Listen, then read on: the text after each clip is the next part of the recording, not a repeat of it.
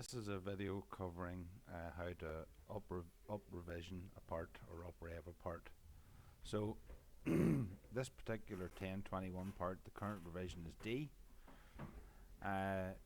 In Epicor at the moment I have this sitting as revision C, so we're going to do a revision upgrade together.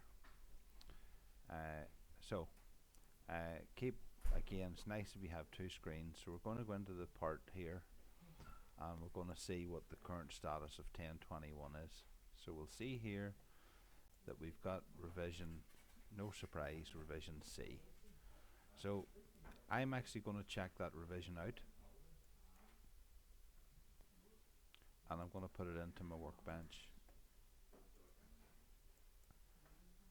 Okay, and then I'm going to create a new revision, and this one here is going to be the actual revision that it needs to be now, which is D. Shift tab puts you back to that one, and put in your drawing number. It's easier done at this stage, and then with this black arrow ticked here, we're going to check this revision out as well. So checking two revisions out side by side seems weird, but it does make sense. So we're going to go to the engineering workbench, and in here we will have revision C and revision D.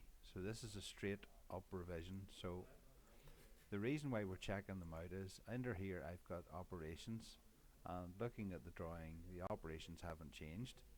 So I'm going to right click and go copy all, and then in the operations here I can go in here and go paste update.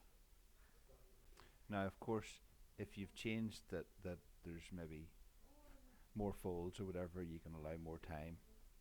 Just remember, laser must always be time and quantity. Now, in saying that, I've just noticed a mistake.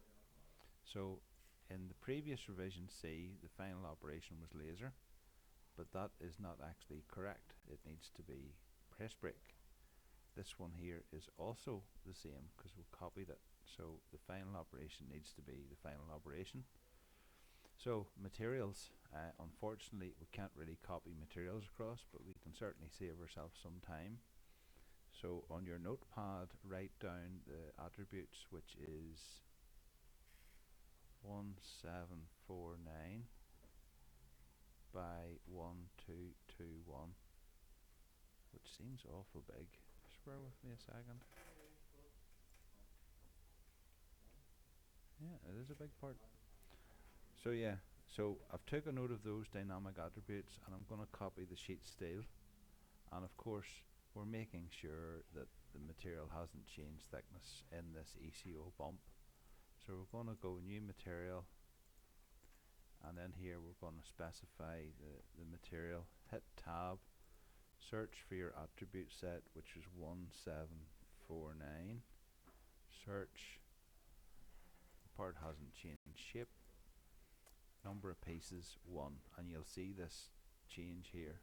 See this quantity per parent? So whenever I put in one piece, that's worked out the square meterage for you. Material should never be pulled as assembly. This is a standalone part, so it is not pulled as an assembly. And that's revision D ready to go.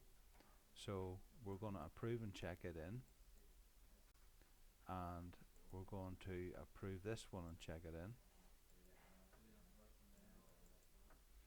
So back to the part screen, we will now see that we have, if I refresh this, we have now got C and D approved. Now of course somebody could come back to you a long time from now and say, I want revision C cut, but for clarity you can tick this. You'll notice there's an effective date here, so this effective date will always take precedence over the other one. But for clarity, you can untick the approved button. That means that if anybody wants to cut that in the future, it would need to be reassessed. So that's quite a good way to leave that, and you can hit save, and that's that ECO bump complete.